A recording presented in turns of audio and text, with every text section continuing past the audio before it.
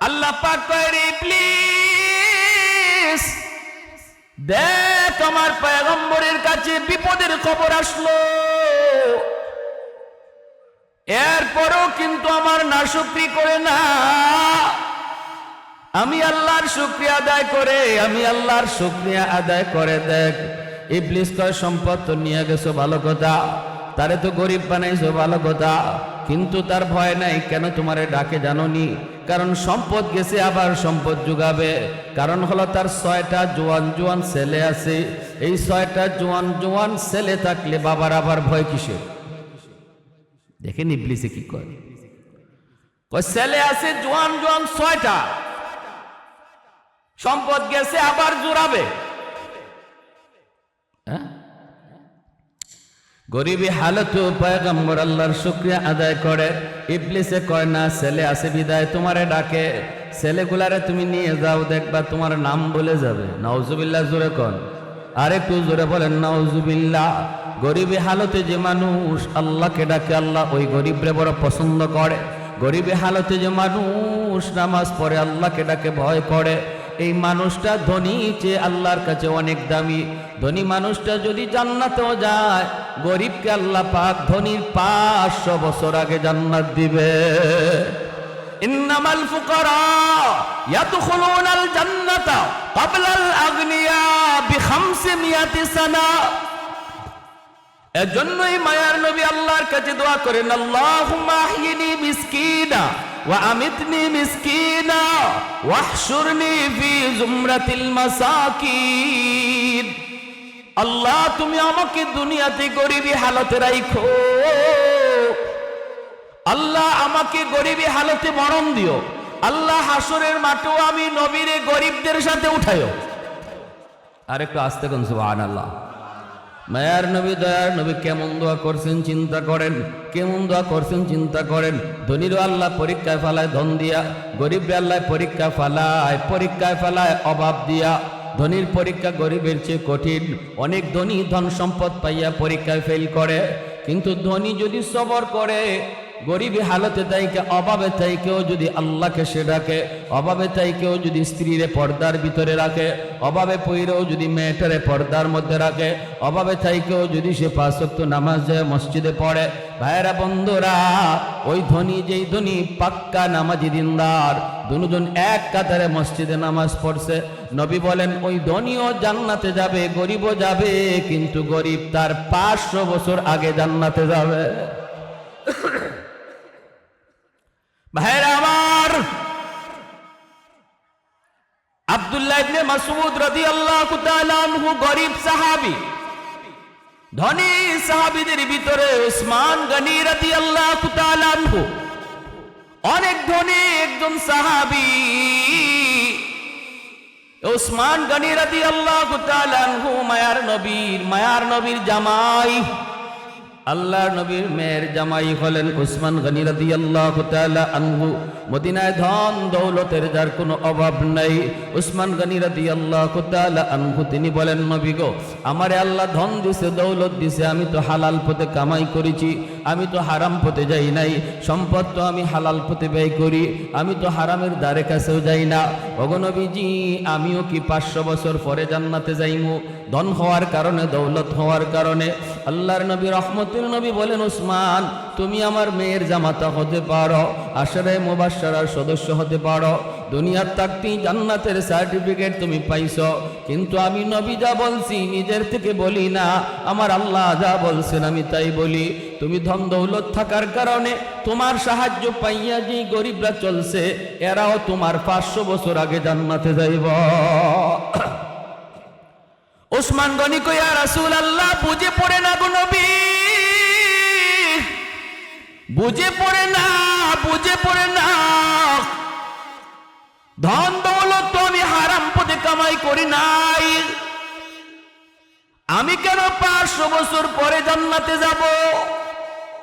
আল্লাহ নবী বলেন, উসমান তুমি বুঝো না। না গো নবী, আমি বুঝি না।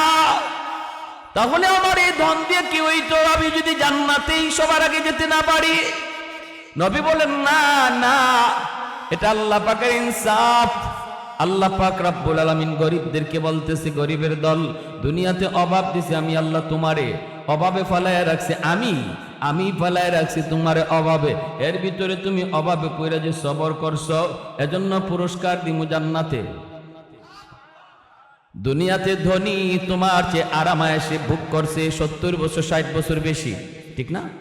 হায়াতের জীবন আর কত, 60 70 80 বছর, ঠিক না? ধনী মানুষ তোমার চেয়ে আরামায়েশ ভোগ করছে 60 70 বছর বেশি। আর আমি আল্লাহ জান্নাতের আরামায়েশ ভোগ করার ক্ষেত্রে তোমাকে তার 500 বছর আগে পৌঁছাবো। 60 70 বছর না, 500 বছর আগে তুমি সুখ পেয়ে যাইবা। এখনো ধনী লাইনেই দাঁড়ায় থাকবে, ধনী এখনো লাইনেই দাঁড়ায় থাকবো, সম্পদের হিসাবই দিব। আর গরিব, আল্লাহ বলে তুমি যে সবর করছো, গরিবী হালতো আমারে ডাকছো, গরিবী হালতো হালাল হারাম মান্না চলছো, আমার ভয় করছো, এর পুরস্কারটা আমি দিব হাসরের মাঠে। গরিব থাকবো লাইনও, আর তুমি থাকবা জান্নাতে। ধনী থাকবে লাইনে, তুমি থাকবা জান্নাতে। উসমান গনি রাদিয়াল্লাহু তাআলা আনহু কয়, ইয়া রাসূলুল্লাহ, কেন গো নবী বুঝে পড়ে না? আল্লাহ নবী গো উসমান, আমি তাহলে তোমারে বুঝাই বিষয়টা কি ঘটবে হাসরের মাঠে, একটু বুঝাই, উদাহরণ দিয়ে বুঝাই। নবী বলতেছেন, মসজিদে নববীর ভিতরে সাহাবায়ে কেরাম নবীর সামনে বসা। নবী বলেন, উসমান তুমি যখন প্রশ্ন করেছো তুমি নিজেই দাঁড়াও। নবী দাঁড় করাইছেন, দাঁড় করায় বলতেছেন, বলো তো দেখি সকাল থেকে এই পর্যন্ত কি খাইছো?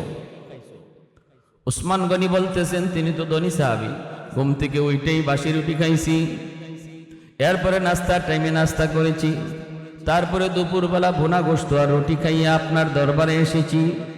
আল্লাহর নবী বলেন, উসমান তুমি যা খাইছো সব 100% হালাল, বিন্দু পরিমাণ কোনো সন্দেহ নাই। কিন্তু মনে রাখো, একদিনের হিসাব চাইছি, তুমি কথা বলছো 3টা। কথা বলছো কয়টা? সকালে ঘুম থেকে উঠটা খাইছি এক কথা, নাস্তার সময় নাস্তা করছি আরেক কথা, ঠিক না? দুপুরবেলা বোনা গোশত রুটি খাইছি আরেক কথা। 3 কথায় টাইম কম লাগছে না বেশি লাগছে? বেশি লাগছে। এবার নবী বলেন, উসমান তুমি এবার বসো। গরিব একজন সাহাবীকে নবী ডাক দিলেন, আমার আব্দুল্লাহ ইবনে মাসউদ, তুমি কোথায়? দাঁড়াও। মসজিদের কোণার ভিতরে বসা আছেন আব্দুল্লাহ ইবনে মাসউদ। নবী ডাক দিলেন, আব্দুল্লাহ একটু দাঁড়াও। দাঁড়াইলেন, নবী বলেন, আব্দুল্লাহ আজ সারা দিনে তুমি কি খাইছো একটু হিসাব দাও। আব্দুল্লাহ ইবনে মাসউদ কথা বলেন না, জবাব দেন না। নবী আবার জিজ্ঞেস করেন, আব্দুল্লাহ বলো না সারাদিন আজ তুমি কি খাইছো? বারবার নবী বলার পর আব্দুল্লাহ ইবনে মাসউদ মাথাটা নিচের দিকে, নিচ থেকে উপরে উঠালেন। সাহাবায়ে কেরাম নবী সহ দেখতেছেন আব্দুল্লাহর চোখ থেকে পানি ঝরে, তিনি কান্দেন আর বলেন, নবী গো, আপনি যদি আমাকে জিজ্ঞেস না করতেন আমি কারো কাছে বলতাম না গো নবী। ও গো নবী, আমার পেটে পাথর বাঁধা, আজ সারাদিন না, একদিন না, 3 দিনও আমার পেটে কিছু জুটে নাই।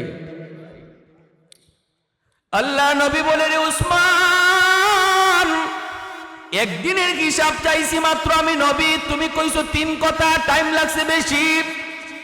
আর আমার আব্দুল্লাহ এক কথায় জবাব দিয়ে দিছে, কিছুই খাই নাই, টাইম লাগছে কম। হাসরের ময়দানে আল্লাহ পাক সবাইকে বলবে, জীবনের হিসাব দাও। মিম্মালিহি মিন আইনা ইকতাসাবাহু ওয়া ফিমা আনফাকা, সম্পদ কোন পথে কামাই করেছো, কোন পথে ব্যয় করেছো। ধনী গরিব সবাইকে আল্লাহ ডাক দিবে হাসরের মাঠে, আর বলবে জীবনের হিসাব দাও, সম্পদের হিসাব দাও। না দিয়া কেউ এক কদমও আমি আল্লাহর সামনে বাড়তে পারবা না, একটা কদমও দিতে পারবা না। ওই দিন তুমি উসমান আল্লাহর সামনে দাঁড়াইবা হিসাব দেওয়ার জন্য। আল্লাহ পাক রব্বুল আলামিন তোমার হিসাব নিবে। সম্পদ তুমি হালাল পথে কামাই করেছো, তুমি হিসাব দিতেছ, সব হিসাবই তোমার ঠিক, কিন্তু সম্পদ বেশি হওয়ায় টাইম লাগবে বেশি। পিছনের দিকে আল্লাহ কুদরতি নজর দিয়া দেখব, আব্দুল্লাহর মতো গরিব সাহাবী লাইনে দাঁড়া আছে, যার সম্পদ কম, হিসাবে টাইম লাগবে কম। আল্লাহ পাক কইবে, রে গরিবের দল, তোমরা ধনীদের লাইনে দাঁড়ায় লাভ নাই, বাইপাস চলে আসো আমি আল্লাহর কাছে। আব্দুল্লাহর মতো গরিব সাহাবী বাইপাস আল্লাহর কাছে যাইয়া বলবে, মালিক সম্পদ আমার এত দূর, কামাইছি এমনে, খরচ করেছি এমনে। তিন কথায় জবাব দিয়া তোমার লাইনে থাকতে থাকতে আব্দুল্লাহ 500 বছর আগে জান্নাতে চলে যাবে। আর একটু জোরে বলি সুবহানাল্লাহ। লাউজিদ্দাওয়ালা নিদ্দাওয়ালা হাদ্দালি মাওলা, লাউজিদ্দাওয়ালা নিদ্দাওয়ালা হাদ্দালি মাওলা, আল আনা কামা কানা ওয়ালাম ইয়ালকা জাওয়ালা, আল আনা কামা কানা ওয়ালাম ইয়ালকা জাওয়ালা, লা মিসলা ওয়ালা সাওয়ার মিসলাম ওয়া নাযীরা, মান ক্বালা সিওয়া যালিকা ক্বাদ ক্বালা মুহালা, মান ক্বালা সিওয়া যালিকা ক্বাদ ক্বালা মুহালা, লা ওয়ালদা ওয়ালা ওয়ালিদা লা আম্মা ওয়া খালা, লা শিবহা ওয়ালা মিসলা ওয়ালা কুফুয়া লিমাওলা, লা শিবহা ওয়ালা মিসলা ওয়ালা কুফুয়া লিমাওলা। জোরে বলি আল্লাহু আকবার। আর একটু জোরে বলি আল্লাহু আকবার। এজন্যই আমার মা বোনেরা খেয়াল করে শুনো, স্বামী গরিব, ফ্যামিলিটাও তোমার গরিব, না শুকরি করো না। তুমি যদি পর্দার ভিতরে থাকো গো আল্লাহর বান্দি, আর নামাজটা ঠিক মতো পড়ো, কোরআন তেলাওয়াত করো, আল্লাহকে ডাকো, আল্লাহ পাক রব্বুল আলামিন তিনি মুনসিফ, আল্লাহ ইনসাফ করে, ঠিক কিনা জোরে বলেন। আল্লাহ কেমন ইনসাফ করছে দেখেন। আল্লাহ কয়, বান্দা ও আমার বান্দি, দুনিয়াতে কষ্ট করছো 60 বছর 70 বছর, ধনীর চেয়ে তুমি কম আরাম করছো, ধনী তোমার চেয়ে আরাম করছে 60 বছর 80 বছর বেশি, কিন্তু আমি আল্লাহ পরকালের ময়দানে শান্তি পাওয়ার জায়গায় প্রতিযোগিতায়, জান্নাতে যাওয়ার প্রতিযোগিতায় তোমাকে 1-2 বছর নয়, ধনীর 60 বছর আর 70 বছর আগে নয়, 500 বছর আগে জান্নাত দিব। তাহলে আল্লাহ পাকের ইনসাফ ঠিক আছে না নাই? এখন আমরা সবর করলে অসুবিধা আছে? এমনি এমনি তো যে কুরমা পোলাও খায় তারও রাত যায় দিন যায়, যে শাক খায় তারও রাত যায় দিন যায়, ঠিক কিনা? বরং আমরা দেখি যারা বেশি বেশি ঘুষ খায় আর কুরমা পোলাও খায় আর তেহারি খায়, এরা আগে মরে। গরিবে যে শাক শুটকি খায়, আল্লাহ এদের হায়াত বাড়াইয়া দেয়। গ্রামের মানুষ হায় হায় হায় হায় গিয়া দেখেন একদম লিতু, চলতে পারে না, এখনো হাওরে যায়। এই বছর এত বছর বয়সে শহরের কোনো মানুষ ঘর থেকে বাড়িতে পারে না, এর আগেই সব শেষ, হাসপাতালে ভর্তি হইতে হয়, সব নাই। এজন্য কেউ নাশুকরি করবেন না। ইবলিসে কয়, আল্লাহ তোমার নবী সাইয়্যিদুনা আইয়ুব খুব সুখে রাখছো তো, এজন্য তোমারে ডাকে, বিপদে ফেলাও দেখবা তোমার নামই বলে দিই। আল্লাহ পাক বিপদ প্রথম দিল, ধন দৌলত গুলি আল্লাহ কেড়ে নিল। এরপরও নবী আল্লাহর শুকরিয়া আদায় করে। আল্লাহকে ইবলিস দেখ না আমার আইয়ুব এখনো আমি আল্লাহর শুকরিয়া আদায় করে, কয় 6টা পোলা আছে, এজন্য তোমারে ডাকে, পোলাগুলি নিয়ে দেখবা তোমার নাম ভুলে গেছে। আল্লাহ কয় তাহলে দেখ, একদিনে 6 জনের মৃত্যু। নবীর কাছে খবর আসছে, তবুও নবী না শুকরি করে না, আল্লাহর শুকরিয়া আদায় করে। যখন সুবহানাল্লাহ। وَلَنَبْلُوَنَّكُمْ بِشَيْءٍ مِّنَ الْخَوْفِ وَالْجُوعِ وَنَقْصٍ مِّنَ الْأَمْوَالِ وَالْأَنفُسِ وَالثَّمَرَاتِ وَبَشِّرِ الصَّابِرِينَ। আল্লাহ পাক রব্বুল আলামিন কখনো সম্পদের উপরে বিপদ দিয়া ইমানের পরীক্ষা নেয়, কখনো জানের উপরে বিপদ দিয়া ইমানের পরীক্ষা নেয়। যে মানুষটা এই বিপদের সময় সবর করে, আল্লাহ বলতেছেন বাশশিরিস সাবিরিন, ধৈর্যকারীদের সবরকারীদের সুসংবাদ দাও। কিসের সুসংবাদ? জান্নাতের সুসংবাদ। বলে ধনীর সমানে সমানে কয় না, সুসংবাদ দাও। নবী শুনাইছে 500 বছর আগে জান্নাতে যাওয়ার সুসংবাদ। এরপরে ইবলিসে কয় 6টা ছেলে নিয়ে গেছো, এরপরও তোমারে ডাকে, বুঝছি আরেকটা কারণ আছে। কি কারণ? ইবলিস কয় 4টা বউ আছে, 4টা বউ আছে, 4টা বিবি আছে। কারণ এজন্য সন্তান নিয়ে গেছো, অসুবিধা নাই, সন্তান আরো আসবে। এজন্যই তোমার শুকরিয়া আদায় করে, এখনো তোমারে ডাকে। 4টা বিবির তুমি নিয়ে দেখো, বিবির উপরে মুসিবত ফালায়া দেখো। 3জন বিবি এক রুমের মধ্যে ঘুমাইতেছেন। একজন বিবি আইয়ুব আলাইহিস সালামের কাছে আসিলেন। তিনি কে? তিনি হলেন বিবি রহিমা। তিনি কে? 3জন বিবি একসাথে শেষ, রহিমা শুধু বেঁচে আছেন। এরপরও নবী আল্লাহর শুকরিয়া আদায় করে না, শুকরি করে না, হায় হুদাস করে না, এমন কথা বলে না, মালিক আমারে তুমি পাইছো কি? একটার পর আরেকটা বিপদ আর বিপদ। তাহলে আমি নামাজ ছেড়ে দিলাম, নামাজ পড়ে লাভ কি? নামাজ পড়েও যদি আমার উপরে এত বিপদ হয়, তাহলে যে নামাজ পড়ে না হেই তো ভালো আছে, ওর তো কোনো বিপদ নাই, ওর মুসিবত নাই, ওর পরীক্ষা নাই, ওর উপরে কোনো ধরনের কোনো ইমানি পরীক্ষা নাই, আমার উপরে এত বিপদ কেন? এই কথা বইলা সমাজের কিছু মানুষ হয়তোবা নিজেদের মুখ ফিরায় নেয় মসজিদ থেকে, কি না এ আমার ভাই একটু দিনটা নরম করে কথাগুলি শোনো। নবী এত বড় বিপদে পড়ছেন, এরপরও আল্লাহর শুকরিয়া করা বলেন না, যেরকম সুবহানাল্লাহ। কারণ নবী তিনি তো ভালো করে জানেন বিপদ দিছেন যিনি উদ্ধার করবেন, ঠিক কি না? আর কেউ পারবো? আর কারো দ্বারা সম্ভব না। ইবলিস কয়, বুঝছি, এখনো তোমাকে ডাকে, কেন জানোনি? আল্লাহ কয়, এখনো কেন ডাকে? কয়, শরীরটা সুস্থ রাখছো, এখনো শরীরটা তার সুস্থ আছে, এজন্য ভরসা। যার হাত 2টা ভালো, পা 2টা ভালো, সে গরিব নয়, ঠিক কিনা জোরে বলেন? যার ব্রেনটা ভালো সে গরিব নয়, তার হাত 2টা এখনো ভালো, সুস্থ, দেহটা এখনো সুস্থ, এজন্য তোমারে ডাকতেছে। একটু বিপদ দিয়া দেখো, শারীরিক অসুস্থতা দিয়া দেখো। 70 বছর পর্যন্ত আইয়ুব আলাইহিস সালাম তিনি একদম সুস্থ ছিলেন। 70 বছর পর্যন্ত নবীর সাধারণ সর্দিও হয় নাই, জ্বর হবে দূরের কথা, একটা ঘাম বিচি পর্যন্ত শরীরে হয় নাই। 70 বছর পর্যন্ত আল্লাহ এত নিয়ামত দিয়া রাখছেন। 70 বছর বয়সে যায় ওনার উপর পরীক্ষা শুরু হলো, শারীরিক বিপদ, শারীরিক অসুস্থতা দেখা দিল, গোড়ায় ফুসকা উঠে গেল, পশমের গোড়ায় ফুসকা দেখা দিল, এই ফুসকার ভিতরে পোকা জন্ম নিল, গায়ের ভিতরে যতগুলি পশম এতগুলি ফোড়া, আর প্রতিটা ফোড়ার মধ্যে একটা করে পোকা জন্ম নিল। ভাইয়েরা, শরীরটা পচে যাইতেছে। নবী তখনও আল্লাহ আমি এখনো তোমার শুকরিয়া আদায় করি, বিপদে পড়ছি, আল্লাহ বিপদে ফালাইছো, উদ্ধার করবা তুমি। ও মালিক, আমার সব দেহ যেন পোকায় খায়, জিহ্বা যেন পোকায় না খায়, কারণ আমি জিহ্বা দিয়া যেন আল্লাহ আল্লাহ জিকির করতে পারি। আমার ওই জিহ্বা দিয়ে আল্লাহ আল্লাহ জিকির করবো,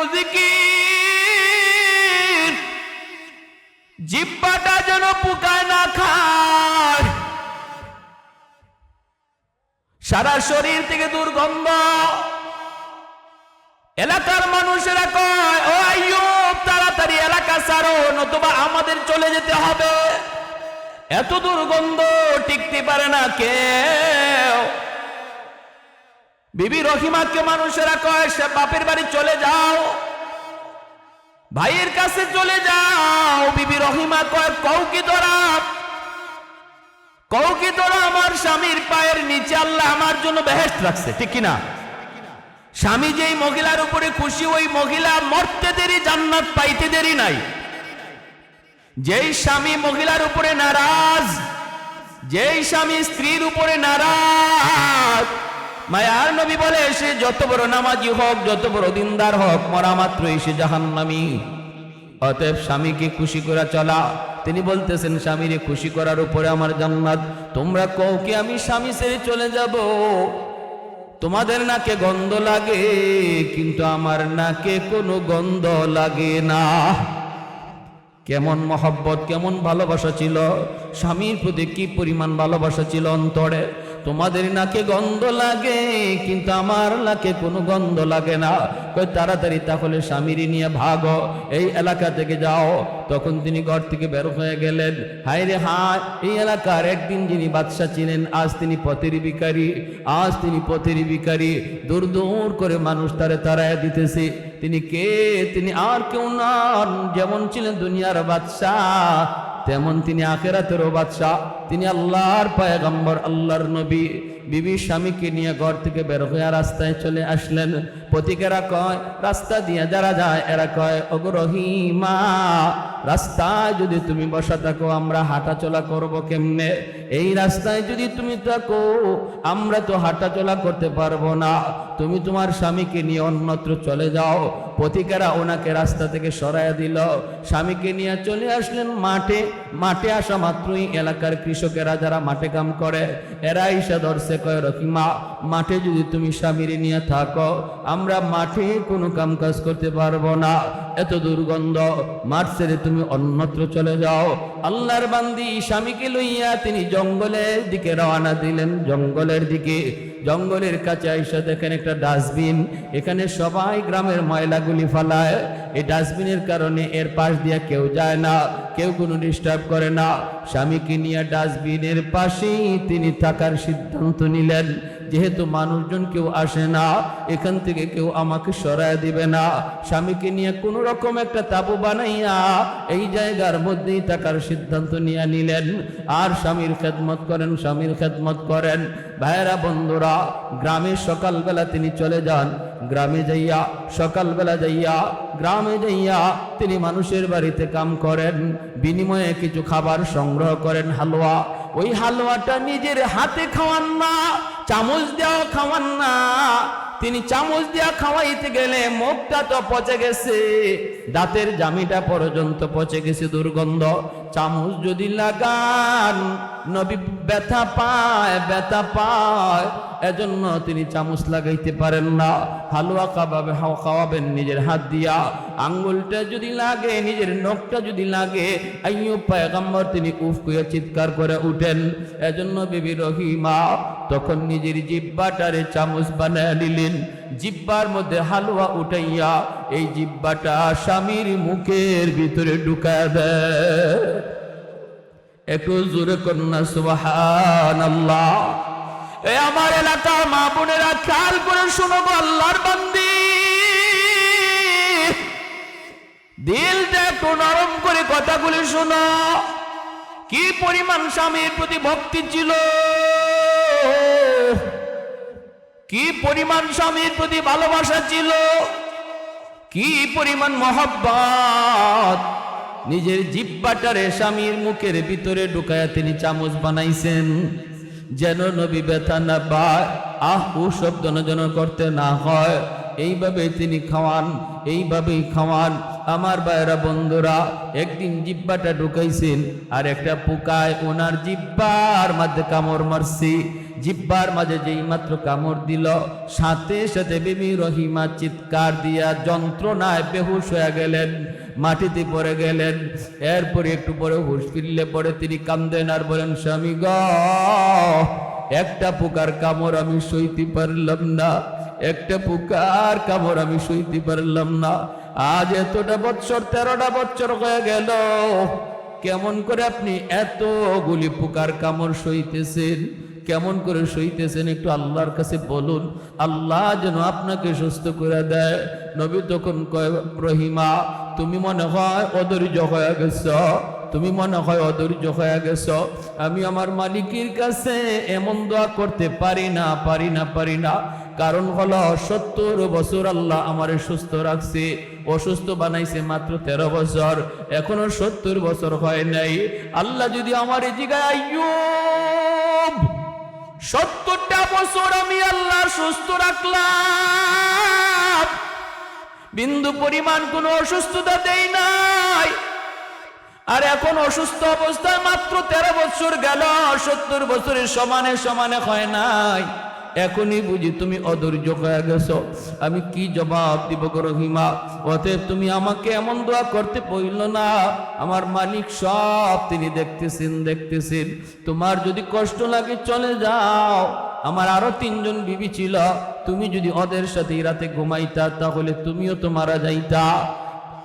তুমি চলে যেতে পারো, তবু এমন দোয়া আমি করতে পারবো না। বিবি রহিমা জাবরায়া স্বামীকে বুকে জড়ায় কান্দে আর কই, স্বামী গো, ভুল হয়ে গেছে, মাফ করে দিন, আমি এমন ভুল হয়ে গেছে, আমি ভুল করে ফেলেছি, আর এমন কথা বলবো না, আর এমন কথা বলবো না। মানুষের বাড়িতে যায় তিনি কাম করেন, একদিন তিনি কাম করতে করতে কাম খুঁজতে কোনো কাজ পান না, কেউ ওনাকে কাজ দেয় না। স্বামীর জন্য খাবার কেমন করে সংগ্রহ করবেন? একজন মহিলার বাড়িতে গেলেন, যাইয়া মহিলাকে ডাক দিয়া বলতেছেন, চাচি কিছু দিবানি? মহিলা কয়, আমি ফাও মাগনা দেই না, আমাকে বিনিময় দিতে হয়। বিবি রহিমা কয়, ও চাচি কি দেব? কিছুই তো নাই, কিছুই তো আমার কাছে নাই। আমার একটা অসুস্থ স্বামী জঙ্গলে পড়ে আছে, তারে খাওয়ানোর জন্য একটু কিছু চাই।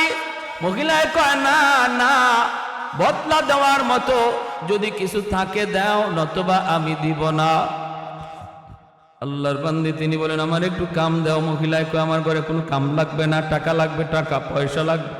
বিবি রহিমা কয়, পয়সা তো নাই, তাহলে দিব কেমনে? এমনি কি কয়, তোমার চুলটা অনেক লম্বা, আমাকে কিছু চুল কাইটে দাও, তাহলে আমি তোমাকে কিছু দেব।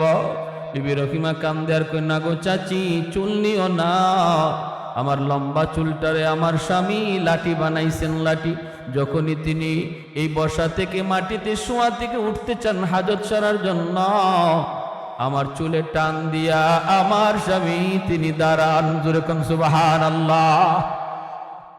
লম্বা চুলটা যদি কেটে দেয় আমার স্বামী দাঁড়াবে কেমন করে? মহিলা কয়, তাহলে দেওয়ার কিছুই নাই। এক পর্যায়ে তিনি স্বামীর কথা ভেবে কিছু চুল দিয়া দিলেন, নাও কিছু চুল নিয়ে যাও, তবু আমার স্বামীর খাওয়াইতে হবে।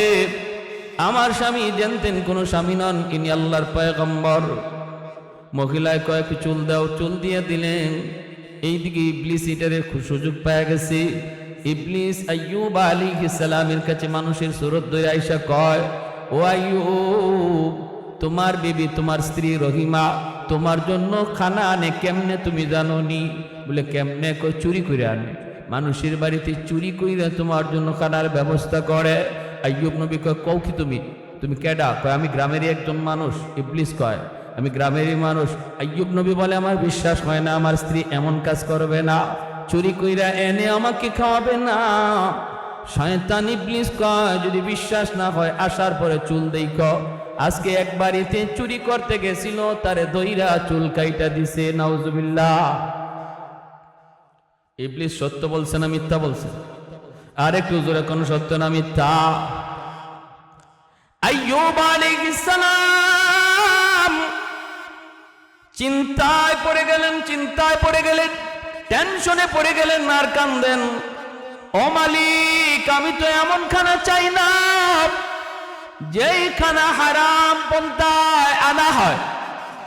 ভালো করে শুনবেন মা বোনেরা, আপনারাও খেয়াল করে শুনেন, যেই করে হারাম ঢুকে এই করে আরাম থাকে না। আওয়াজ আসতে গেল। যেই করে হারাম ঢুকে এই করে আরাম থাকে না। স্বামী স্ত্রীর ভিতরে ভালোবাসা থাকে না, ভাইয়ে ভাইয়ে দ্বন্দ্ব থাকে, বাপ বেটার মধ্যে মিল হয় না, কারণ হারামের এটা বদ আসর। যে মানুষটা সুদ খায়, যে মানুষটা গান গায়, যে মানুষটা আরেকজনের টাকা জোর করে নিয়ে আসে, এরকম ভাবে অবৈধ পন্থায় যে টাকা কামাই করে, সংসার লালন পালন করে, এই সন্তান কোনোদিন মা ভক্ত হয় না, বাবা ভক্ত হয় না। বড় হওয়ার পর বাবার সাথে বেয়াদবি করে, মার সাথে বেয়াদবি করে, এটা হারামের বদ আসর। যেই সন্তান আপনি পালতেছেন রক্ত পানি কইরা, ঘুষের টাকা আইনা, সুদের টাকা আইনা, যেই সন্তান আপনি পালতেছেন, এই সন্তানই আপনার কাল হয়ে দাঁড়াবে, এই সন্তানই আপনার দুশ্মন হয়ে দাঁড়াবে, কারণ এটা হারামের বদ আসর। এজন্য ভাইরা সাবধান, হারাম টাকা ঘরে ঢুকাবেন না। হারাম টাকা যে ঘরে ঢুকায় সমস্ত হিসাব আল্লাহ তার কাছ থেকে নেয়। হারাম টাকা করে যে ঢুকায় সব হিসাব তার কাছ থেকে নেয়। বাকিরা হিসাব দিতে হয় না। স্ত্রী হিসাব দিবে না, সন্তানের হিসাব দিবে না, ভাইয়ের হিসাব দিবে না, মায়ের হিসাব দিবে না, বাবায় হিসাব দিবে না। হিসাব দিবেন শুধু আপনি একা। আল্লাহ বলবে বান্দারে বল, এক পাতিল ভাত রান্না করা হয়েছিল তোর সুদের টাকায়, এক পাতিল ভাত রান্না করা হয়েছিল তার ঘুষের টাকায়, এক পাতিল ভাত রান্না করা হয়েছিল তোর হারাম টাকায়। এই এক পাতিল ভাত তুই খাস নাই, খেয়েছে 10 জন, কিন্তু আমি আল্লাহ 10 জনের ভিতরে 9 জনকে আমি জিগাবো না। হিসাব দিবে তুই একা। খাইছে 10 জনে, হিসাব দিবে একা। ঘর বানাইছে একটা বড় ঘর, এক রুমের ভিতরে থাকে আমি, বাকি 3-4 রুমের মধ্যে থাকে ভাই বোন মা বাবা। কিন্তু আল্লাহ পাক ওদের কাছ থেকে ঘরের হিসাব নিবে না, পুরা ঘরের হিসাবটা নিবে একজনের কাছ থেকে। থাকলাম আমি এক রুমে, হিসাব দিব 10 রুমের। খাইলাম আমি 1 প্লেট, হিসাব দিব 10 প্লেটের। এতটুকু বুঝার পরও যে মানুষটা একা একা হারাম টাকা ঘরে ঢুকাইতেছে, এই মানুষটা বুদ্ধিমান নাকি বোকা? আর একটু জোরে কোন, বুদ্ধিমান না বোকা? খাইছে যখন সবে, হিসাব দেখ সবে, তাহলে তো মান্য নেওয়া যায়, ঠিক না? ঘর বানাইছে, থাকলো 10 জন, আমি হিসাব দিব কেন একা? কি ভাই, যুক্তি আসেনি না নাই? ছোট ভাই মাদ্রাসায় পড়ে, বড় ভাই সুদ খায়। মনে রাখবেন, সুদকুর কারা? 4 দল সুদকুর। যে সুদে টাকা লাগায় এও সুদকুর, যে সুদে টাকা আনে এও সুদকুর, যে সুদের সাক্ষী থাকে হেও সুদকুর, যে সুদের লেনদেন লেখে এও সুদকুর। কুল্লুহুম সাওয়া। 4 জন আসামি এবং 4 জন আল্লাহর আদালতে সুদকুর হিসেবে দাঁড়াবে। বলে সুদকুর যে টাকা লাগাইছে, সুদে ব্যবসা করছে, এই তো খালি সুদকুর হওয়ার কথা না। মায়ার নবী বলেন, লানা রাসূলুল্লাহ সাল্লাল্লাহু আলাইহি ওয়াসাল্লাম আকিলার রিবা ওয়া মুকিলাহু ওয়া কাতিবাহু ওয়া শাহিদাইহি। 4 জন। অতএব বিপদে পড়ে, অভাবে পড়ছি, সমস্যায় পড়ছি, এই সুদকুরের কাছ থেকে টাকা নিয়ে আসলাম, আল্লাহর কাছে মাপ পাওয়ার কোনো সুযোগ নেই যে আল্লাহ আমি অভাবে পড়ে গেছিলাম, বিপদে পড়ে গেছিলাম, এর জন্য সুদকুরের কাছে গেছি। না, চাইতে থাকো আল্লাহর কাছে, আল্লাহ তুমি সমস্যা সমাধান করো, তবু আমি সুদকুরের কাছে যাব। এত নিকৃষ্ট আল্লাহর কাছে সুদকুর, যে সুদে টাকা লাগায়, যে সুদে ব্যবসা করে, আল্লাহর কাছে এত না পছন্দ। আগেকার যুগে আমাদের দাদাদের আমলে শুনছি, গরু যে হাল বায়, হাল চাষ করে, হাল চাল করতে গিয়ে গরুর এই জায়গার মধ্যে একটা কি হয়ে যায়, গর্ত, গা হয়ে যায়। গা হইলে পোকা জন্ম নেয়, ঠিক না? তো ওই যুগে এরম করতো যে ওই এলাকার মার্কা মারা সুদকুরের নাম কাগজে লেখা গরুর গলার মধ্যে লটকায় দিলে পোকাগুলি জরজরায় মাটি করে দিত। মানে পোকায়ও সুদকুরে ঘৃণা করে, পোকাও কি করে, সুদকুরে ঘৃণা করে। আল্লাহর দোহাই, কার জন্য কি করতেছেন? কার জন্য? কাদেরকে খাওয়াইতেছেন হারাম টাকা এনে? কাদেরকে? বিন্দু পরিমাণ সহযোগিতা করবে না। ছোট ভাইয়া বড় ভাইরা বলতেছে, ভাইয়া কেউ পাশে দাঁড়াবে না, তুমি আল্লাহর দোহাই তুমি সুদের ব্যবসা ছাড়ো। বড় ভাই কয়, বেশি বুঝবি না, আমি আমার বুঝে চলি, ঠিক না? এরকম কিছু পণ্ডিত আসেনি না নাই? আমি আমার বুঝে চলি। কয় আমি বিপদে পড়লে ওরা দাঁড়াবে না কেন? আমি এত কিছু করতেছি, ওরা আমার বিপদে দাঁড়াবে না? কয় না। কয় না দাঁড়াবে। ছোট ভাই কয়, তুই দুনিয়াতে টেস্ট করে দেখো, ওরা দাঁড়ায়নি তোমার বিপদে পাশে। তুমি বিপদে পড়ে দেখো না তোমার মা, তোমার বাবা, তোমার স্ত্রী, তোমার ছেলে পাশে দাঁড়ায় কিনা। কয় কেমনে? কয় তুমি মরা মানুষের ভান ধরে বিছানায় পড়ে থাকো, বাকিটা আমি সারনি, তুমি খালি কান সজাগ রেখো। বড় ভাই মরা মানুষের ভান ধরে বিছানায় পড়ে গেছে, ছোট ভাই চিল্লাইতেছে, আব্বা, ভাইয়ের দম আটকে গেছে, ভাইয়া মারা গেছে। বাপ দৌড়ে আসছে, ভাবি দৌড়ে আসছে, ভাতিজা দৌড়ে আসছে, হাই হাই সবাই কাঁদতেছে। হে কি দম আটকিছে না ভান ধরছে? কথাটা বুঝেননি আপনারা? ভান ধরছে। তো ছোট ভাই বলতেছে, কয় আব্বা আমি মুফতি সাহেব হুজুরের কাছ থেকে জিন হুজুরের কাছ থেকে একটু আসি, জিন হুজুরে হয়তো কোনো ফু শিখাই দিবে, মনে হয় কোনো কাজ হইতে পারে। কয় বাবা দৌড় দে। ও জিন হুজুরের কাছে গেছে। কি জিন হুজুরের কাছে যাইব, হে নিজেই তো জিন, সব কাণ্ড তো হেই ঘটাইতেছে। দৌড়ে আসছে, একা আব্বা হুজুরে আমার একটা ফু শিখাইয়া দিছে, এই ফুটা ভাইয়ারে দিলেই ভাইয়া জিন্দা হয়ে যাবে। এটা জিনে তার দম আটকায় রাখছে। বাবা কয় বাবা তাড়াতাড়ি ফু দে, বাবা তাড়াতাড়ি ফু দে। কয় আব্বা একটা শর্ত আছে। হুজুর বলছে ভাইয়ার গায়ে ফু দিলেই ভাইয়ার সাথে সাথে জিন্দা হয়ে যাবে, বেশক সন্দেহ নাই, কিন্তু ভাইয়ার শরীরে ফু দেওয়ার আগে জীবিত একজন মানুষের গায়ে ফু দেওয়া লাগবে। ওই জীবিত মানুষটা ফু খাইয়া সে জীবিত থাকতে পারে, মরেও যেতে পারে, তবে জীবিত থাকার সম্ভাবনাই বেশি, মরাটার সন্দেহ কম। ও আব্বা ভাইয়াকে জীবিত করার জন্য ফুটা তোমার গায়ে দিমুনি। এমনি বাপে কয় রাখ, এর বউরে ডাক দে। কথা বুঝছেন? আব্বা ভাইয়া এত কষ্ট কইরা সংসারটা পালতেছে, হালাল হারাম না জান্না না চিনা, এই ভাইয়ারে পালার জন্য, এই ভাইয়ারে বাঁচানোর জন্য তুমি কি একটু রাজি না ফুটা নিতে? এই কথা বলা মাত্রই বাপে কয় রাখ, তার বউরে ডাক দে। মরা যে বেটা তার ভাই, মরা ভাই কি মরা না জিন্দা? বাপের কথা বাপ ভাই শুনছেনি না শুনছে না? কানে কানে যায় বলতেছে ভাইয়া একটু শুধু শুই না, জবাব দিও না। কে কি কয় খালি শুনবা। তোমারে বাঁচানোর জন্য তাদের গায়ে ফু দিতে চাই, ফুটা দিলে যে ওরা মরে যাব তা না, সম্ভাবনা আছে মরার, তবে জিতা থাকার সম্ভাবনাই বেশি। এরপরও ফু নিতে কেউ রাজি। বাবিরে ডাক দিছে, বাবি এদিকে আসো, ভাইয়া জিন্দা হবে। ভাবি কয় তাহলে তাড়াতাড়ি ফু দাও। কয় ফু দেওয়ার আগে তোমার গায়ে ফু দেওয়া লাগবে। আমার গায়ে কেন? কয় তোমার গায়ে ফু না দিলে পরে ভাইয়া জিন্দা হবে না, তুমি জীবিত থাকতে পারো, মারাও যাইতে পারো। ভাবি গো ভাইয়া এত আদর করছে তোমারে, ঈদে শাড়ি কিনে দিছে, অলংকার কিনে দিছে, কত কিছু দিছে, ভাইয়ারে বাঁচানোর জন্য তোমার গায়ে আমি ফু দিমুনি। এমনি ভাবি কয় রাখো, যেখানে আসো এখানেই থাকো, কাছে আইও না। যে মরছে হেই মরুক। কি কয়?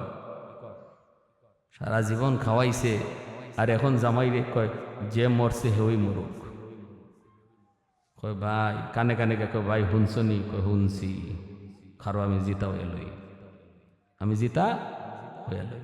বাতিজারে ডাক দিছে, বাতিজা তোমার আব্বা জিন্দা হইব, ফুটা তোমার গায়ে দিমুনি। বাতিজা কয় চাচা তুমি যেখানে আছো এখানে দাঁড়াও, আজ থেকে তুমি আমার আব্বা। চাচারে আব্বা ডাকে, তবু ফু দিও না। এমনি মরা বেটা, মরা মানুষ উঠতে দিছে দৌড়, এক দৌড়ে মাদ্রাসায় যায় মুফতি সাহেবের কাছে গিয়ে তওবা, থানবী রহমতুল্লাহি আলাইহি তার কিতাবের মধ্যে আনছেন। এক ছুটে যায়, হুজুর আমারে তওবা করান, আর জীবনে আমি হারাম টাকা করে ঢুকাবো না, ঢুকায়া বুঝছি আমি কেউ বিপদে পাশে দাঁড়াবে না। এজন্য বলতেছি রে ভাই, কেউ হিসাব দিবে না, হিসাব দিব আমি একা। এটা জানার পরেও যারা হারাম টাকা ঘরে ঢুকায় তার মতো আহাম্মক আর বোকা কেউ না, ঠিক কি না? আইয়ুব আলাইহিস সালাম কয়, ও মালিক আমি তো চাই না চুরি করে আমার স্ত্রী আমারে খাওয়াক, চুরি করে আমার স্ত্রী আমাকে খাওয়াবে, এটা তো চাই না। আল্লাহ আমার স্ত্রী তো এমন যদি করে আমি স্ত্রী রাখবো না। ইনি তো কসম করে ফেলছেন, আমি যদি দেখি আমার স্ত্রী রহিমার চুল কাটা, আমি তারে 100টা বেত্রাঘাত করব, এরকম কসম করে ফেলছেন। ভাইরা বন্ধুরা, আল্লাহর বান্দি তিনি যখন খানা নিয়ে আসছেন, আইয়ুব আলাইহিস সালাম তিনি তো খানা আর খান না, চুলের দিকে তাকাইতেছেন, তাকায় দেখেন সত্যি তো চুল কাটা। বলুন তো চুলটা কাটা গেল চুরি করার কারণে নাকি ওই মহিলার কারণে? মহিলায় কয় কিছু না দিলে খানা দিমু না, কিন্তু শয়তান আইসা লাগাইছে উল্টা কথা। আইয়ুব আলাইহিস সালাম কই রহিমা চুরি কইরা বুঝে আমার জন্য খানা নিয়ে আসো, এই খানা আমার প্রয়োজন নাই, প্রয়োজন নাই, খানা আমার সামনে থেকে সরাও। ইমানদার খাঁটি মুমিন যদি বুঝে এটা হারাম খানা, জান যাবে তবুও খাবে না, ঠিক কিনা? ইমানদার মুমিন যদি বুঝে এটা সকলের জীবন যাবে তবুও হারাম মুখে দিবে না। কারণ হারাম খানা যে মুখে দেয় তার ইবাদতে মজা লাগে না, নামাজ পড়তে তার কোনো স্বাদ লাগবে না। মসজিদের ভিতরে ঢুকলে তাড়াতাড়ি মসজিদ থেকে বের হতে মন চাইবে, তারাবির নামাজে ঢুকলে পরে হুজুর তাড়াতাড়ি পড়ে না কেন, তাড়াতাড়ি করে কোরআন পড়ে না কেন, এত আস্তে আস্তে পড়ে কেন, তার ভালো লাগে না। কারণ কোরআন তিলাওয়াত তার ভালো লাগে না, স্বাদ লাগে না, মজা পায় না।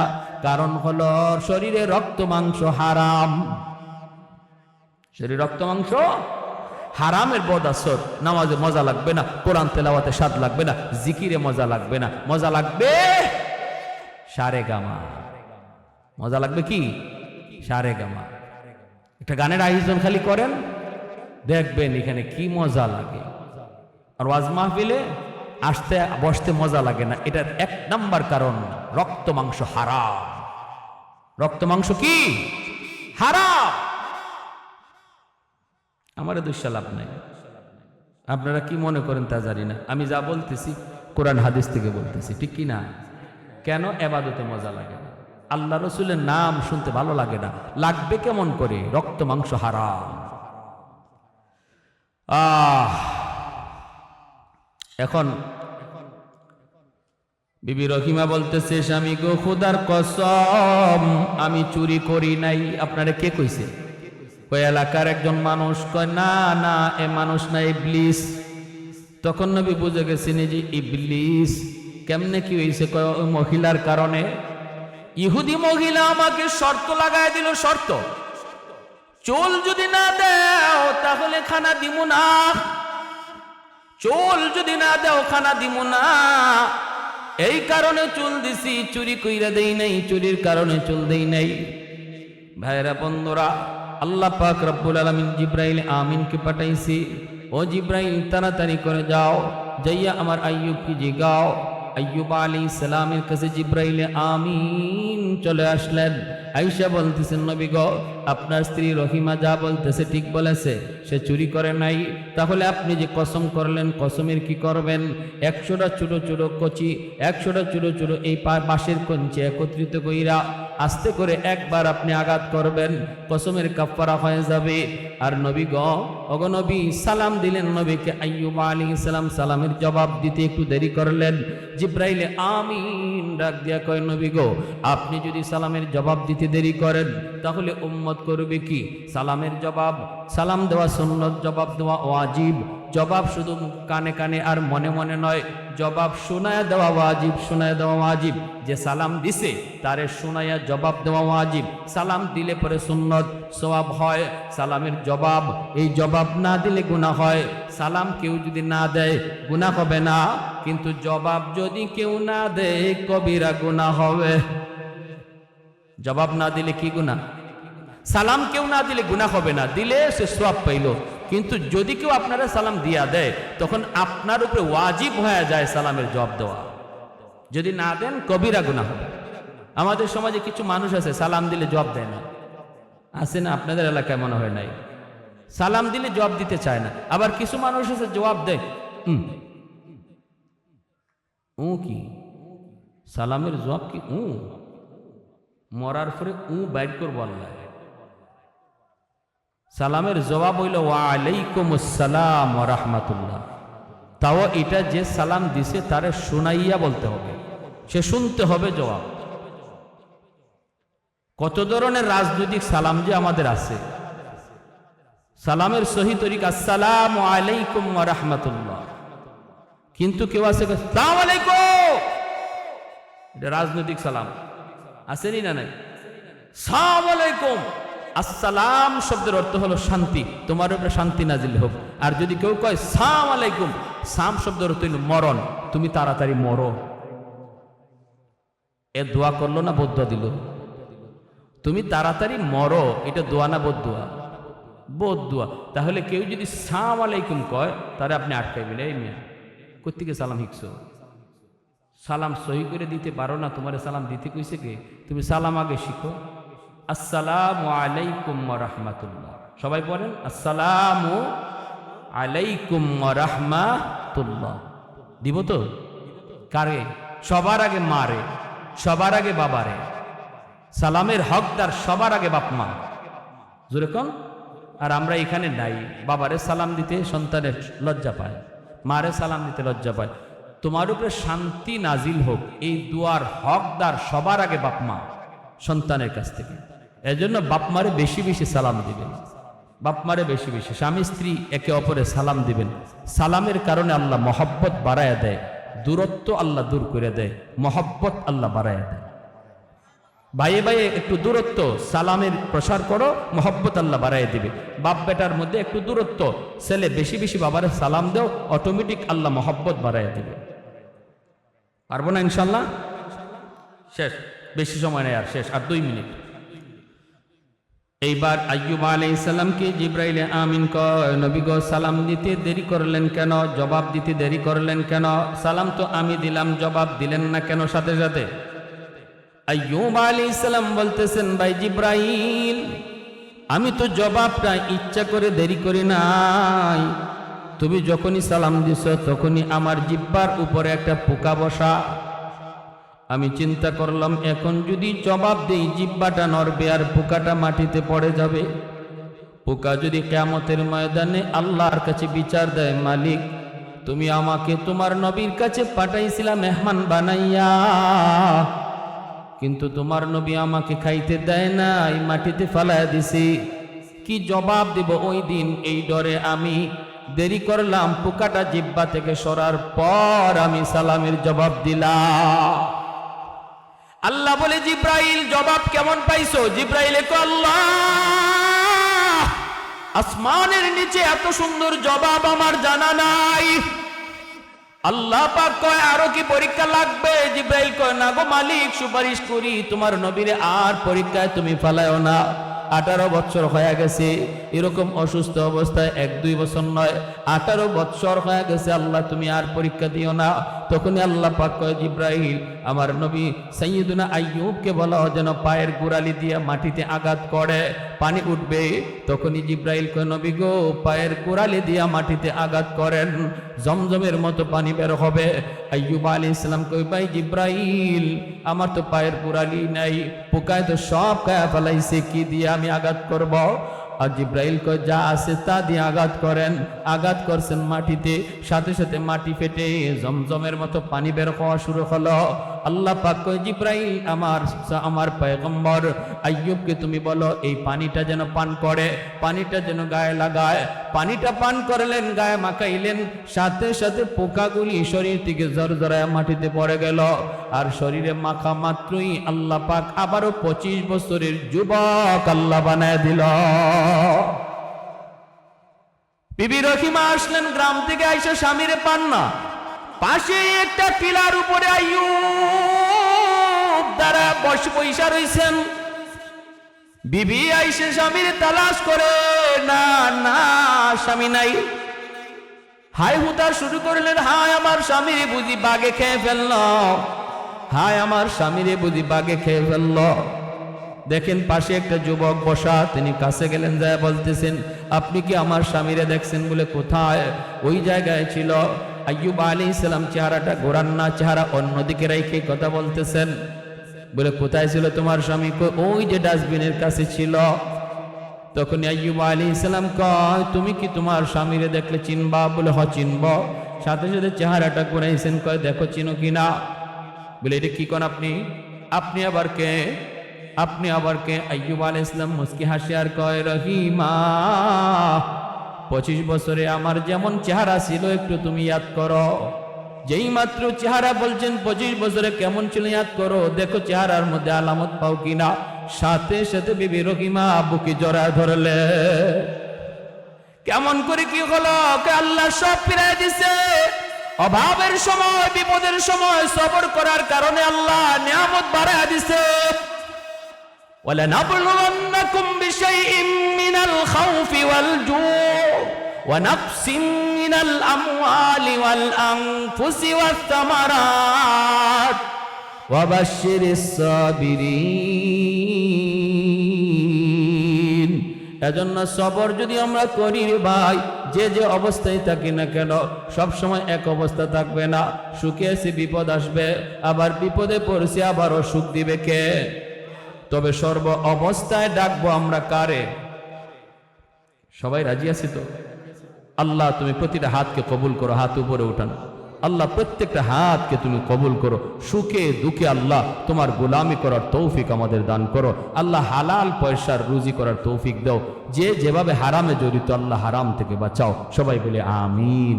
ওয়া আখির দাওয়ানা আনিল হামদুলিল্লাহি রাব্বিল আলামিন। সোহাগের বাপ